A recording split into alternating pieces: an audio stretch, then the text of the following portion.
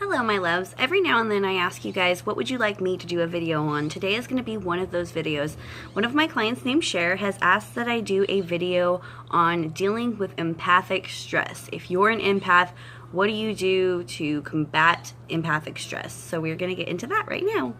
Real quick, I'd like to do a shout out to the Yardvark. Yardvark is the best in lawn service and just making your yard look beautiful. If you want some epicness, please check out Yardvark.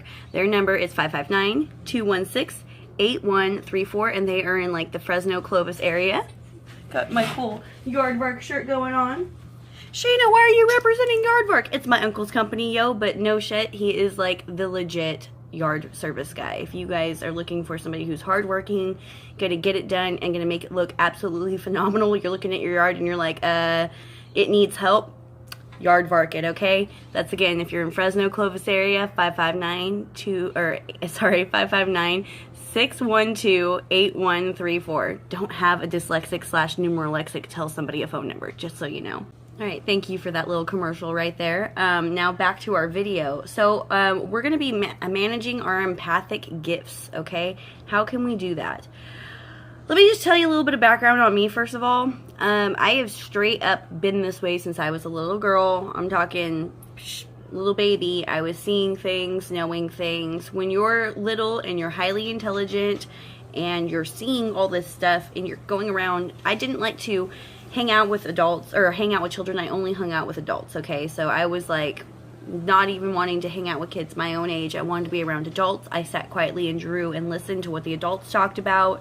And because of that, sometimes adults would, you know, ask me things, or sometimes adults, they somehow involve the child in the conversation because the child's there and maybe they don't mean to. And then the child gives them some super sage advice way above the kid's age. And it freaks the people out. Sometimes I would get reprimanded. Sometimes I would be just, you know, you're just a kid, you don't know anything. But more often than not, sooner than later, I would get some sort of confirmation that whatever my little 2 cents was actually was extremely valid and had a lot to do with the situation and came out to be true. Now, some of you might come from highly religious families. Gosh, my hair is always just like, whatever. Here, I'll fix it while I talk to you. Some of you guys might come from highly religious families. I kind of did. Now, my mom wasn't like super strict on the religion, but the rest of her family totally was like hardcore about, you know, religion. And she was very much trying to please them. And, I mean, as you would. Why wouldn't you want to make your family happy, right? So when I would say certain things, I used to talk about fairies a lot. Fairies was a big one when I was little. I saw fairies all the time. Of course, the family was saying, oh, well, that's evil, or that's bad, or why are you letting her lie, and all these things. So as a child, you're really having to deal with, your family is telling you what's a lie and what's reality, and you know, because you're a smart kid, what a lie and what reality is, right? But the problem is, you're truly seeing the things that you're seeing. You're truly feeling the things you're feeling. And you truly know the things that you know. And you're not even 100% how or why. It's just there like that, right? So when your family tells you fantasy, reality, big brick wall in the middle, and they explain to you the differences, fantasy is something that isn't true, reality is something that is, and fantasy is something that's you know, made up only in your mind. You can't really see it and you can't really touch it. And you're thinking, but this person came in my room last night and they touched me and they were cold and I felt them that they were cold, and you're thinking, okay, well, that was touch. Touch is real, right? So how come this isn't real? And then you're thinking about, you know, oh, well, you know, you have to tell the truth, never lie. And so you tell what you think the truth is because that's what you know is the truth. And you're told, oh, well, you know, you're lying. And then later you hear the adults talking in whispers and you hear that, you know, whatever weird crap you came up with happened to be true.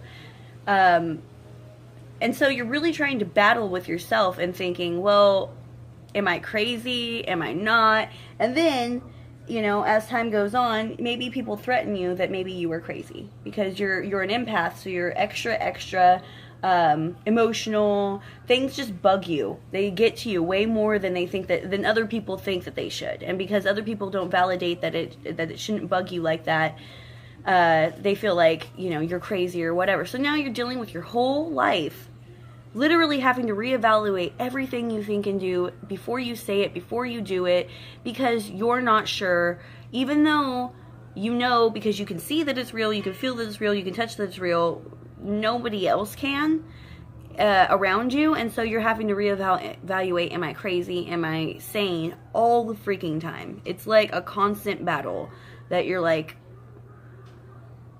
according to what the adults say is true and real, I'm really seeing these things.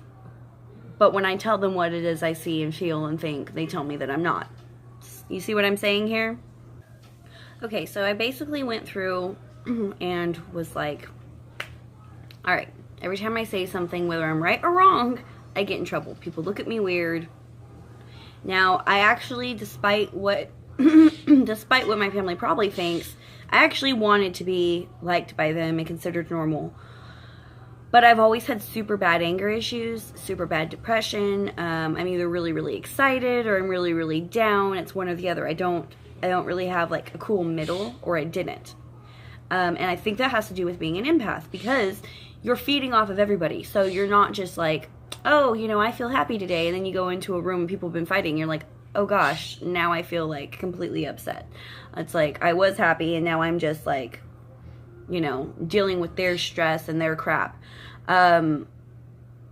It's overwhelming. And then when nobody tells you, guess what, you're an empath, you can feed off of other people. You just are overwhelmed with all this emotion and you're like, I don't know why, and you're just a little kid, and people, it's a vicious circle. I feel like a lot of children, because I mean, we're all empaths when we're little, and some of us grow out of it, some of us grow into it more. It depends on how we were fed, it just depends on how we were raised, it depends on all kinds of things, whether those things come through or not. And sometimes they'll come through whether everybody tries to beat it out at you or not, you know what I mean? Sometimes you just are what you are, no matter what. However, I feel like because every child has the ability to be an empath, and nobody talks to them about that part, a lot of this childhood angst, teen angst, you know, problems, hostility, it can be rooted down to the fact that these people are getting overwhelmed with emotions that necessarily are not their emotions, and they don't know how to handle that. Nobody taught them, nobody told them that could even happen, so they're not looking for that to be a possibility. So how are they going to try to fix that? You see what I'm saying? It's like, if we don't even know it's a problem, we can't fix it. Now, I'm going to be straight up honest here. It's legal in California anyways now, so whatever. But honestly, that changed nothing for me, because I've acted exactly the same this whole time. For all of you who do not know, I actually smoke pot, and I do it for a number of reasons. I was first told to smoke this by my neurosurgeon because I have scoliosis, the spinal bifida. Well, I did in high school, but, you know, junior high school. I still have it, but I had no other problems. Now I have those plus so many more problems. But I was told to smoke pot because I can't take pills of any sort. They make me so deathly sick. I am like literally lurched over a toilet for like 16 hours, and if I thought I was in pain before, I'm not only in pain, but now I'm not just in pain. So it's no good. I've lived with pain every day of my life since I can remember. The lowest my pain tolerance goes, I want to say, is like a 4. Like I'm like a 4 right now. It's like I'm stiff, I'm sore, but it's not crying at me right now. I'm feeling really good today, though. That's the smallest amount of pain I'm ever in. And it escalates from there. I usually don't complain until like level 10, you know, and I've gone up to like a 14 before, and I've spent time where I was like straight up bedridden for like a year because of my back and things like that. I now have carpal tunnel and all kinds of other problems, joint problems, bone mice, things like that. So for a long time, all I knew about was pot, and I was really, really, really against pot. As a matter of fact, I was like not going to smoke it, completely not going to smoke it. I don't smoke cigarettes, by the way. I currently don't drink alcohol, though I did in the past. So I was just like super against drugs in all forms and manners, and there was no way I was going to do it. One time I was on my period so hard, and I was at my boyfriend's house, and all of his friends were there, and I was mad at him because they were smoking pot, and I'm sitting here in pain and dying and sick and nauseous and all this. They convinced me to try it. This is, again, it's going to sound like I'm advocating drug use. I'm not, but I am an individual. I'm allowed to say what individually worked for me, and this is what happened. I smoked it, all right? Not only did my pain significantly reduce, significantly. And that was the first time in my life because, like I said, I was a kid. I couldn't take pain pills. I had tried. I've been given morphine, baclofen, Vicodin, Demerol, you name it. I've had it. And I can't take any of it. Can't. I just cannot. It will kill me. It makes me sick really bad. So this is the first time I experienced that. The other half of this, however, is all of a sudden that ball of angst in my chest that I literally had been living with my entire life seemed to dissipate.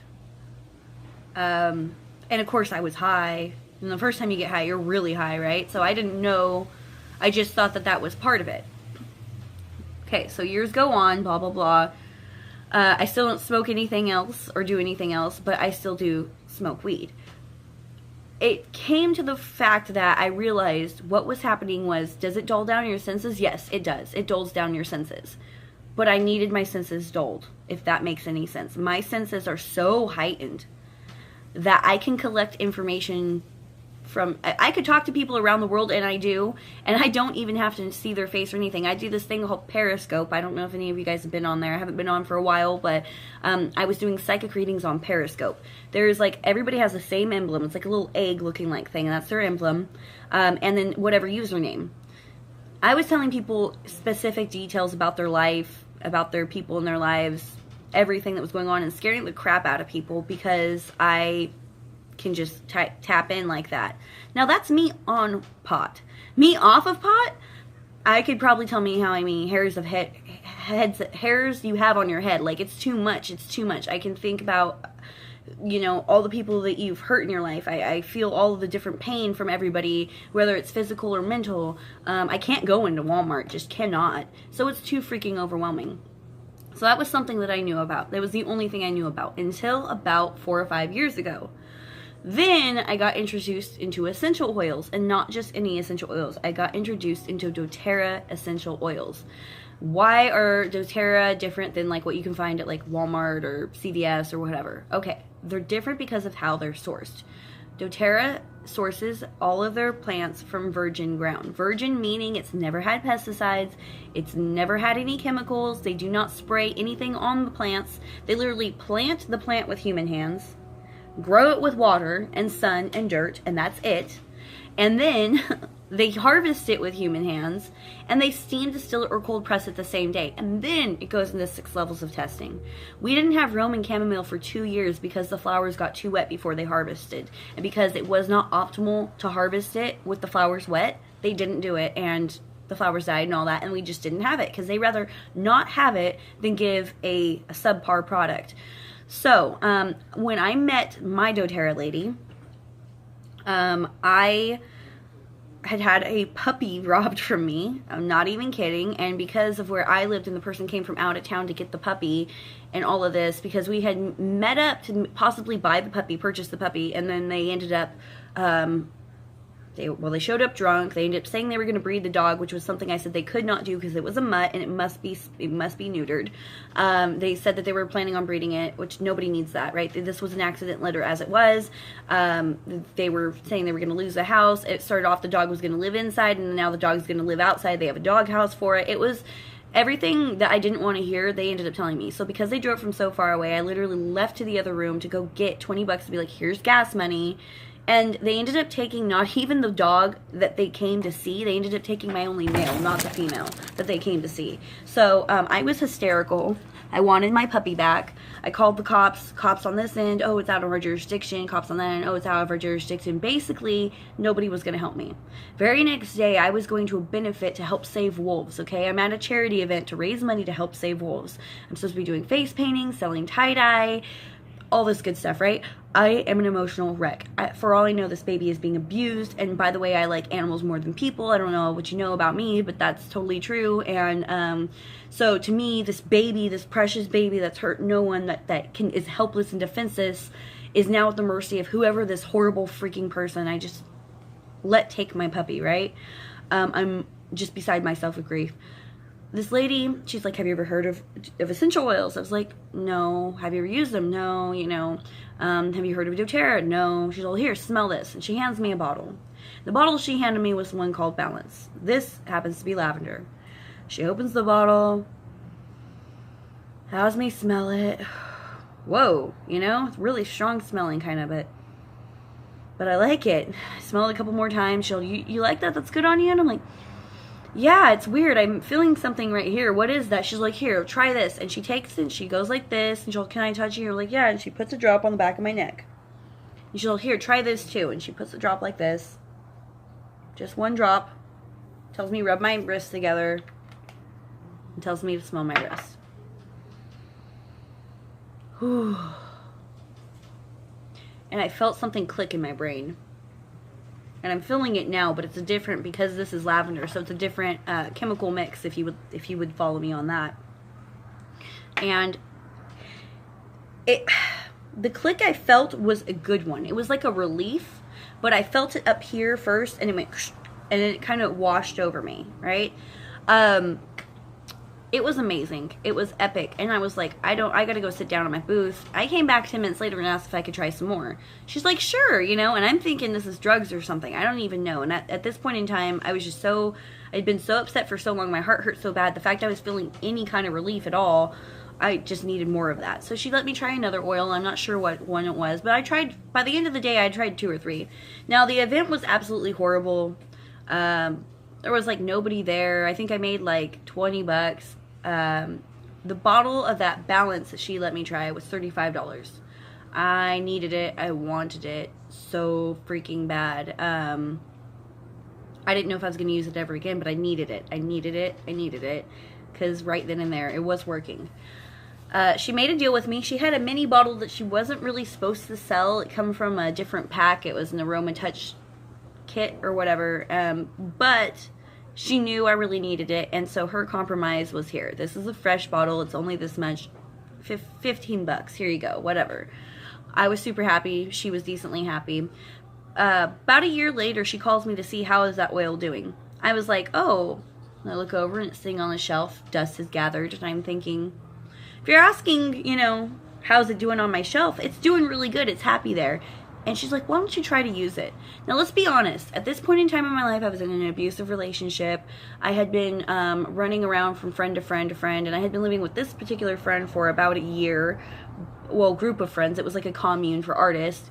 But I was not in a happy situation. I was sleeping on the couch or the ground, and food was scarce. I had no money. I was fighting a lot with this person I was dating. It was a really bad time.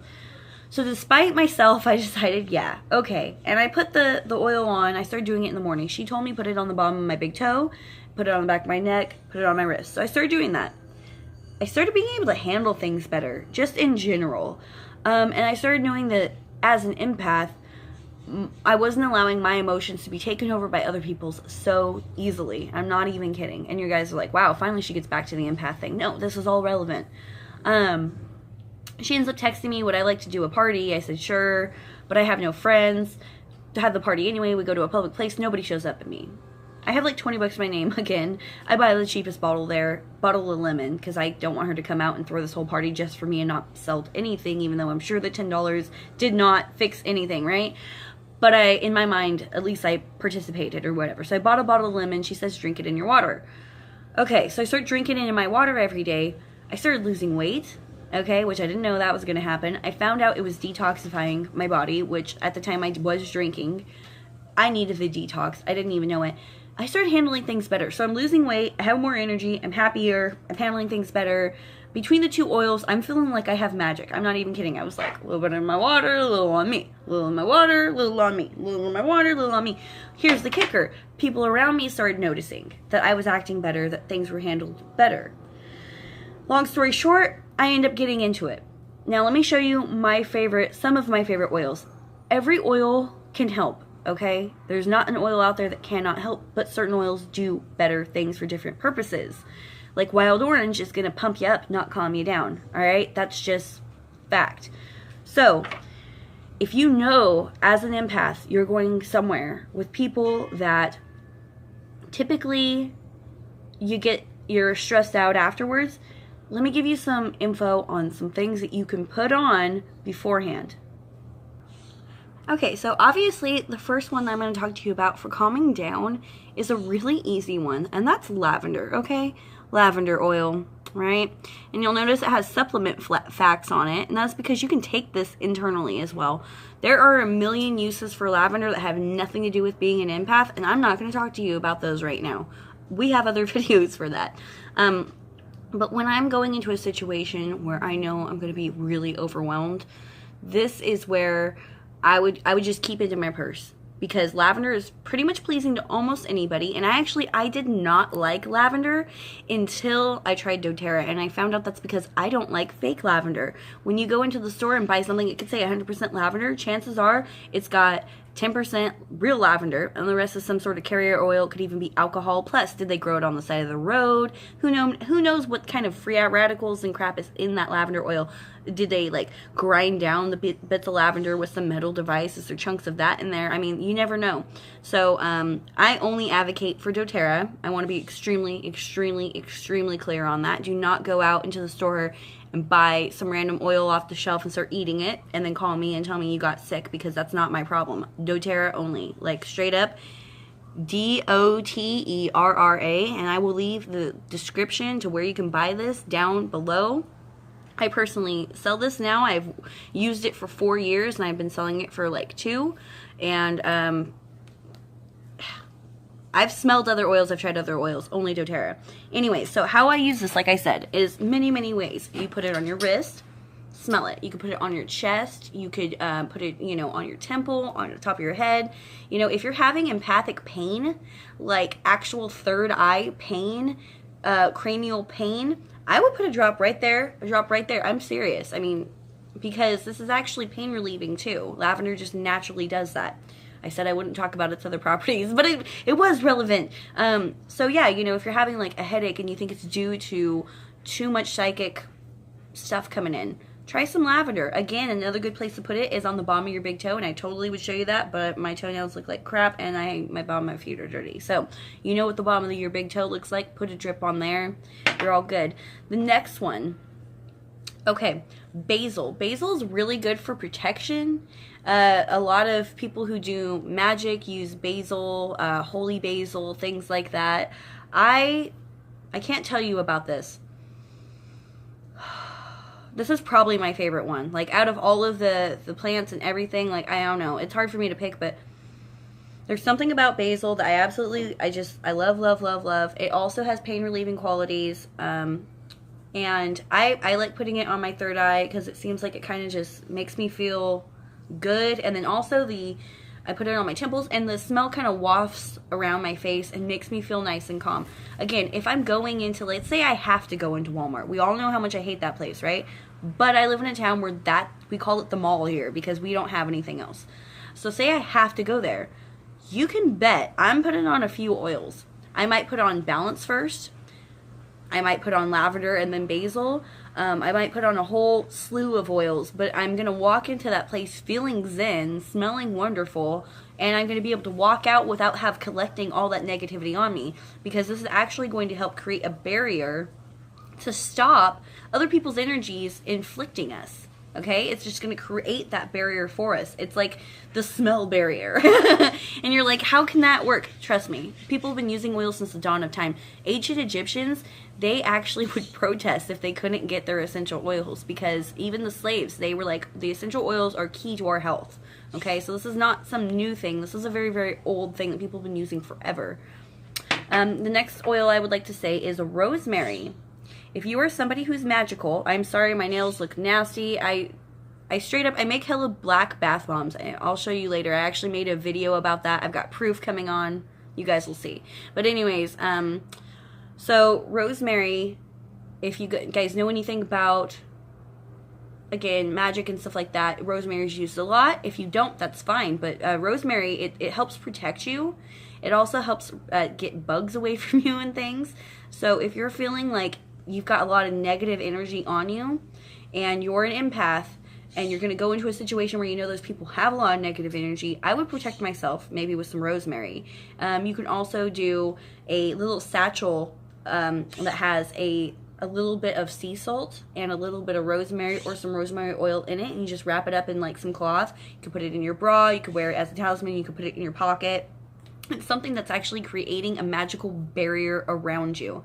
If you don't want to go to the lengths of doing all that, that's fine. You can make yourself an aura spray. What I would do would be get yourself a glass bottle. It has to be glass because we're using doTERRA oils, and doTERRA oils are so strong they can melt the plastic, right? We don't want that. We don't want to be pulling any radicals out of the plastic. Let's just leave the plastic out of it. Use glass. Get yourself a glass spray bottle. They can be found on Amazon. Fill it up with some water. Put a teaspoon or so of sea salt in there. Right? Shake that bad boy up. Okay, now we have some salt water. Now we're going to put like 8 to 10 drops of our rosemary oil, depending, you know, on the size of the bottle in there. We're going to shake that up. Now we've just created an aura spray, okay? And so we're going to spray that just all around us, and we're thinking, you know, cleansing and healing and whatever, and we smell great. Beautiful rosemary. We've got the sea salt. We are literally covered in the protection, okay? Now we can go into a situation, and even if somebody's trying to throw their negativity or their energy or whatever it is at us or pull some from us, we've got a barrier from that. So it's not going to affect us nearly like it would, and maybe possibly not at all, especially if you're doing a few different things to keep your aura together. The last oil I would like to talk to you about today, and this isn't the last one that works, it's just the last one I want to talk to you about, is bergamot. Okay? This is a citrus. Now, we don't ever want to put citrus like on our skin where the sun's going to be exposed to it, because citrus can help make the sun more intense on our skin. However, I have a talisman right here. It's the moon. Okay? And it's made out of clay. And it's porous on the end because it's made out of terracotta. So I would put a drop of bergamot right there. And you just let it seep in, kind of. You know, I'd also maybe put it on the, I've got a hemp necklace here, so I put maybe a drop on that, right? So now it's on me, with me, and that just goes back in my shirt.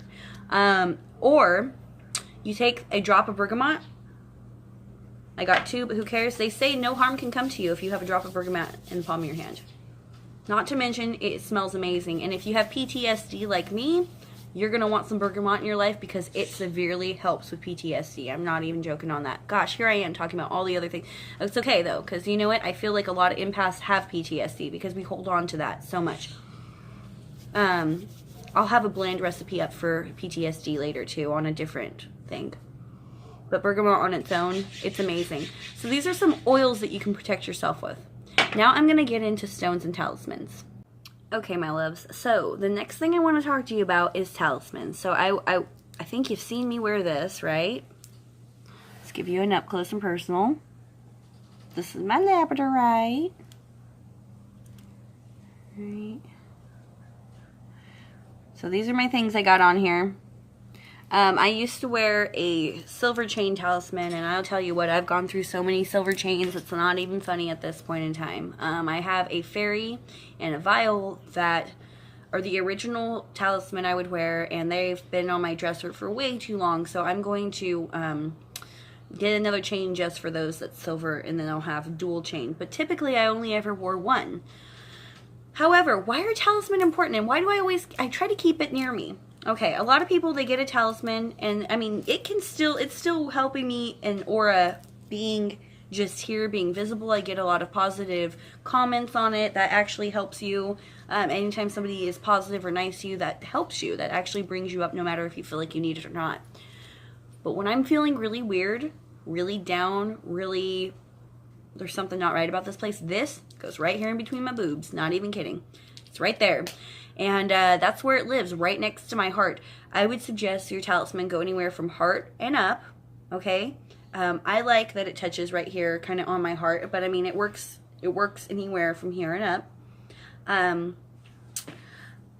I want that force field touching me. I want those stones touching me. I want that connection. I want that. There are no boundaries, no barriers in between their working and me. And I instantly feel better just knowing I have it on and knowing that it's near me. Now, I am a creature of habit, okay? But I'm a creature of positive, maybe weird habits, but positive habits.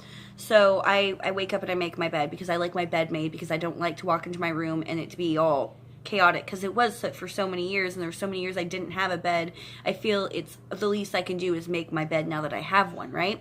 So, I take my necklace off, and I sleep alone, so it goes right in the pillow area next to me, right? And when I wake up in the morning, I stretch and I yawn and I say, thank you, universe. Thank you, God. I love you, everything. Thank you for this bed. And I reach over and I grab that necklace and I put it back on. And it slept with me all night, right? My rings don't come off. I bought them myself one at a time. This one I got when my sister had her first baby, Caprice. And this one I bought for myself when I sold $60 worth of cloth roses that I had made. And I was tired of eating or paying bills with all of my money and never having anything to show for it. So this I got from an antique store, and this I got from a fair. But it doesn't matter to me, because it's like, these are my talisman. They're for a reason. They like represent positive, something positive, right? That's what a talisman needs to be. It needs to be something positive and protecting. Now, I love amethyst, and that's a beautiful antique piece, as you can see, and it is real. I absolutely love it. Amethyst, as you know, or maybe don't know, is good for psychic ability, is good for your crown chakra, things like that. Just so happens to be my favorite color anyways. So, and I love silver. So this is like multiple meaning talisman for me. I didn't even know about opal and everything opal can do. I know white opal has a lot of things that I want in my life, but this was a pink opal, and I got it because of my sister being my sister and her having her first daughter, and it was just like symbolic. So to me, this is like ultimate love and protection. Now, because it has symbology to me, it is magic to me. Somebody else might have this ring and might not do anything for them. But with me, because it has positive, and positive is the key there, positive energy on it, this ring actually helps feed that positivity I need. And so if I'm feeling down, sad, sick, you know, sometimes I'll clean my ring and then I'll feel a lot better. Or sometimes I'll just sit there and look at it and remember, you know, about what it means. Kind of like how people have tattoos. Tattoos can be talisman too, you know? So, just having your talisman always on you. Now, I create talisman for clients. I actually created one last week for a new client, and they have yet to receive it yet because it's pending the rest of their payment, but I'm sure that they will do it. So this is it. I send it to them on this, and I suggest that they get a silver for it. But I don't know if you can see that chunk of labradorite, and it is wrapped in 925 silver. They also have some coral. They also have some rose quartz. That's amethyst right there. Tourmaline quartz. More labradorite. Garnet and citrine. All of these bottom pieces are quartz crystal, tiger's eye, phoenix lapis, opal. So, I mean, it's got a lot of meaning and symbology, and it has basically what this person needs to perpetuate the gifts that they have and the things that they need to bring into their life. It has the amount of protection it needs on there. Tourmaline quartz, I don't know if I said that, but that's on there too. That's that black and the clear. Anyways, to each person, a talisman needs to be specific to you, what you need, what you like, your lifestyle, all of that. So if you guys need any help with that, I totally provide that service, and contact me and we'll talk more about that. The next thing on stones is I have this. You hear all that? This is heavy. I could take somebody out with this. It not only has my sacred journey cards in them, which you guys have seen these. If you have ever had a reading with me, you know about, you know, my cards. But it also has all of my stones that I carry with me. Oh, and apparently it has cedarwood. Oh, and apparently it has eucalyptus. I remember now. I put those in there last night. Anyways, I have... Okay, all of these have their different meanings. I have a lot of talisman or stones for money because that's been a struggle in my life always, and I've been trying to overcome that, and honestly, it's been working. Slowly but steadily, it totally has been working. Another one that I have is this phosphite. I absolutely love this. I don't know if you can see the rainbow on it. I've of course got my chunk of labradorite in here. My very first one I ever got was this stone. So when you get something like this and you get a rock and now this is your talisman and you're going to use this for your gifts and your protections, you don't need a whole array like I have. This is over time I've got these. It's literally been one stone at a time. I've been holding on to it, using it, getting to know it, and then I move on to the next. So this is, like I said, my very first one. When you get to know your stone, like literally, if you need help picking like what one do I start with, talk to me. I'll talk to you. You know, you don't have to pay me to talk to you about like what one, but if it goes into like huge, reading, then maybe, I might ask for something. But, if you just need like a little bit of guidance, I might be able to help you. So get your stone, you hold it in your left hand, you start working with it. When you are going to an area where you know you're going to be stressed out, keep your stone with you. Have it in your pocket, have it in your purse. Hold it. No one needs to know why you're holding it. You're going to feel better having it and holding it. I guarantee it. You guys want to see what I carry around when I'm really, really going through it? I mean, when the moon is too full, and I love the moon. Moon's my favorite, by the way. I kind of am like, woo, moon. But when the moon is whatever and people are really crazy and I just feel like everybody's coming at me negative, I pull out the big guns, and I ended up upgrading my labradorite chunk, right? I've got this giant chunk of labradorite now, and this is what I walk around with. No shit, look at this thing. It's huge. I could kill a baby seal with this or whatever. Like, this is giant. I will go in the car with this. I will hold it. I'll put it in my backpack. If I feel really, really upset, I kind of hold it like this, kind of up high, because labradorite, it likes to be anywhere from heart chakra up. But I mean, I'm not gonna like walk around with it on my head because it'd knock me out, break up my nose or some crap, but I hold this thing, and it seriously, it helps me to feel better. I don't know if you can appreciate the glory of how beautiful this is, because I'm kind of in the darkness right now, but there we go. So that's the thing about labradorite, is it does not show you what's on the surface, it shows you what's inside. It shows you what's deep inside the rock, and it shows you what's deep inside yourself too. Another thing about labradorite, it's not just a stone. If you know that you need a stone but you don't know what one to start with labradorite. It does not have to be this big. It can be this big, it can be this big, it can be like the one I had just created, this big. They even come in small little fragments. Those are also labradorite, okay? So any amount is going to help you, as long as you're using it. You're aware of what it is, you're aware that you need to use it, and you're using it. The last thing I guess I will talk about your abilities and your stress is realizing when it's going to help you and when it's a good thing that you're having it, regardless if it stresses you out or not, because you know what, that's really hard to learn. When I was small, everybody was like, look, it's not okay. It's not okay that you talk like that. It's not okay that you see these things. It's not okay that it's just not okay. Whether it's real, whether it's fake, it doesn't matter, because it's not okay, right? So that was hard to grasp, because I was actually seeing it. Can you guys still hear me? I'm going to pause for just a moment because this guy is doing his stuff. I love you was all she heard. I'll wait for you, but I can't wait forever. Talking to this guy mowing his damn lawn.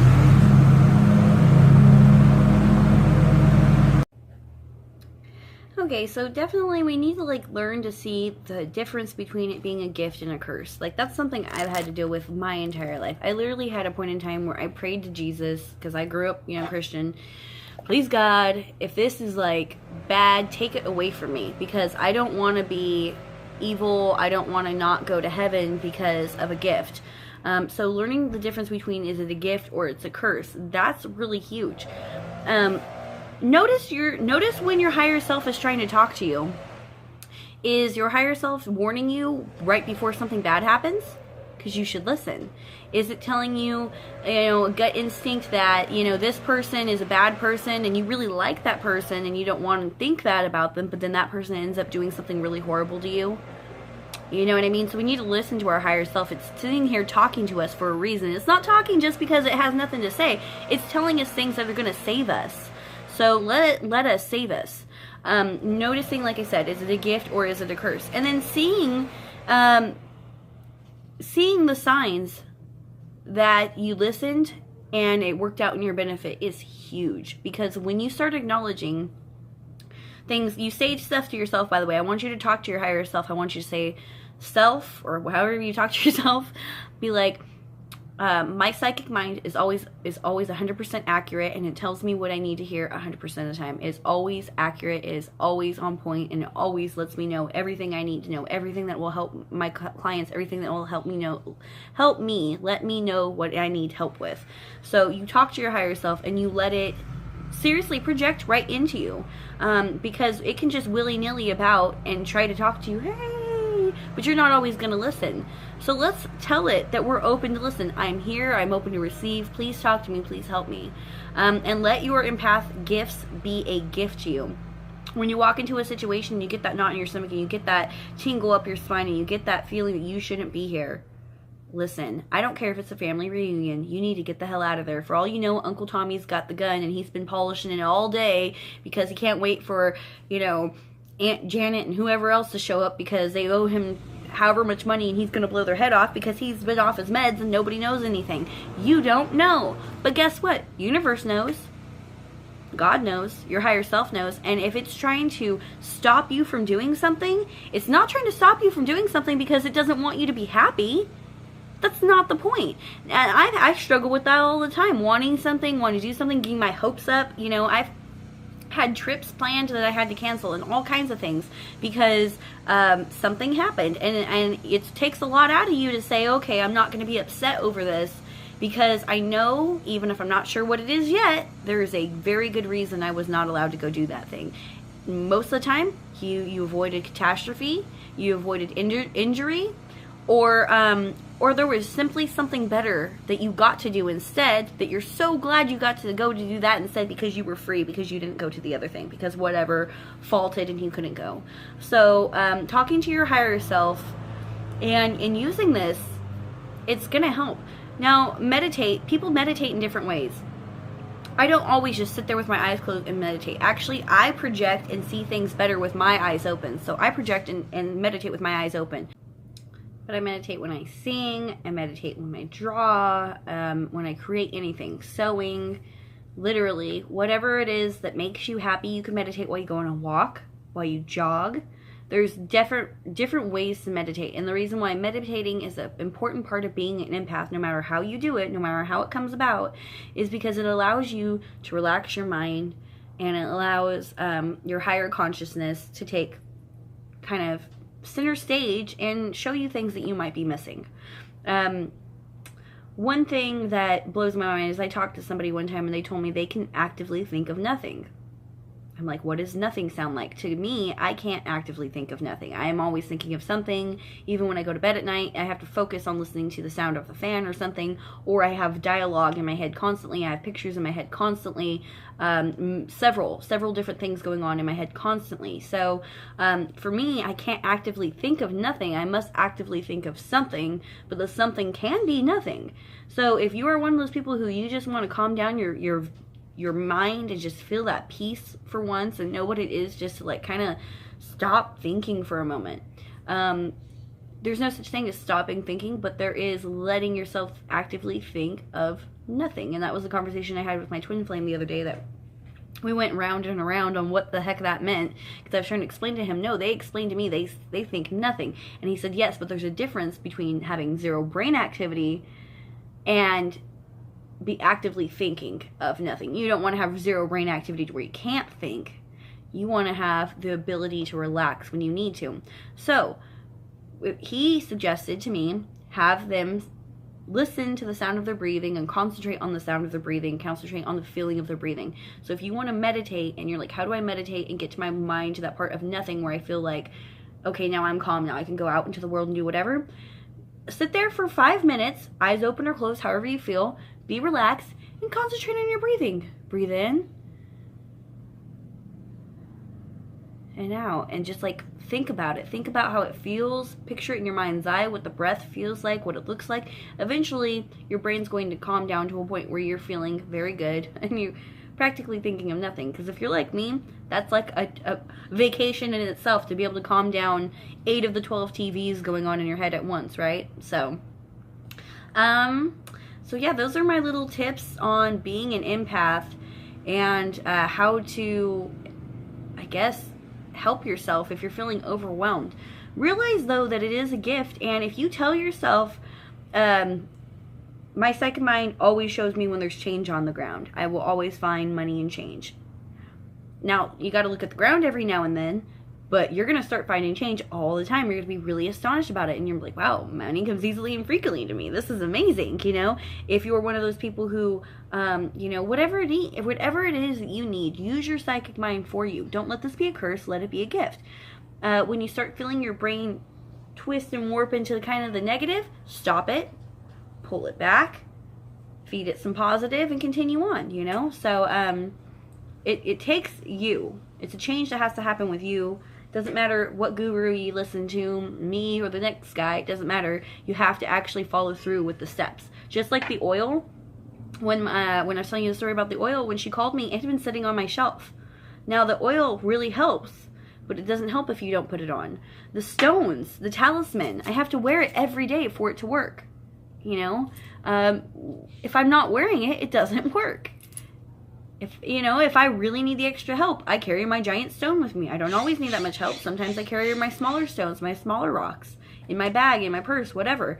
But the point is, whatever method you choose, with whatever guru you talk to, use the method. Be it a breathing technique, be it whatever. Allow your gifts to develop in a positive way for you, but you must use them. You use them, or it's not even use them or lose them. It's use them, or they're going to use you however they feel like it. They'll show up when they feel like it. They'll leave when they feel like it. There'll be times where you're like, I really could have used a warning then. Where were you then? You know, and there'd be times where you're like, you weren't thinking of anything, and then they help you and you're like, wow, that really saved my butt. Thank you, you know? But if you want more consistency, more control over this, you must use it. It's a tool. Your brain is a tool. It's a muscle. Flex it. All right, thank you so much. Please be sure to like this video, subscribe, click the links below to find out more about Doterra, more about my Sacred Journey page if you guys need to talk to me about talisman. I have a Patreon. Check out my Patreon. It has videos that you can only get if you're a Patreon. Thank you so much. I love you guys so much. I hope this helped. Bye.